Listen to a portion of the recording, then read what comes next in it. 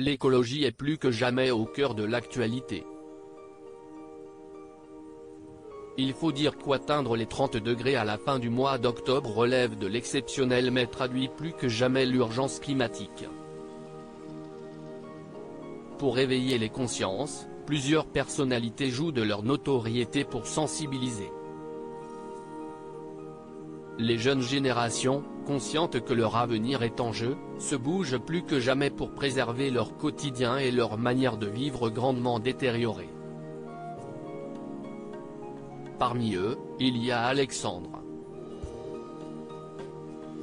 Le jeune adolescent de 11 ans a été à bonne école puisqu'il n'est autre que le fils de Raphaël Glucksmann, député européen très à cheval sur les principes des droits humains et la protection de l'environnement.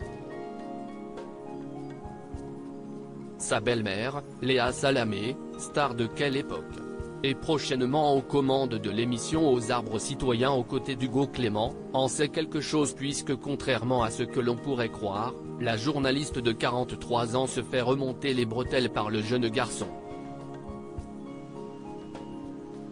Dans les pages de télé de Semaine, l'ancienne collègue de Laurent Ruquier a indiqué que les échanges étaient parfois tendus à la maison, la question du climat m'est tombée dessus en fondant une famille. Mon beau-fils Alexandre, qui a 11 ans, ne parle que de ce sujet et est le premier à nous engueuler. Léa Salamé l'assume. Malgré son entourage et l'implication de ses proches dans la cause, elle a encore beaucoup de chemin à faire sur la question. Si est-il donc une bonne chose pour elle de voir France Télévisions lui confier les rênes d'une émission sur le sujet, je me ferai l'interprète de ceux qui se posent des questions. Moi je m'en pose encore beaucoup.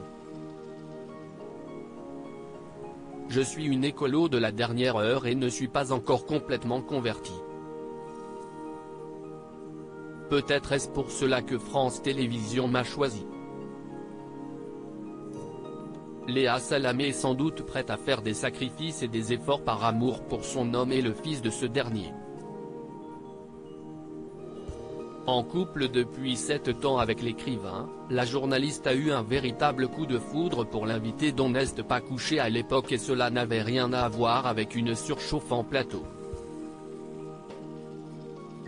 Rien ne semble ternir le bonheur des amoureux depuis cette rencontre inattendue sur le petit écran.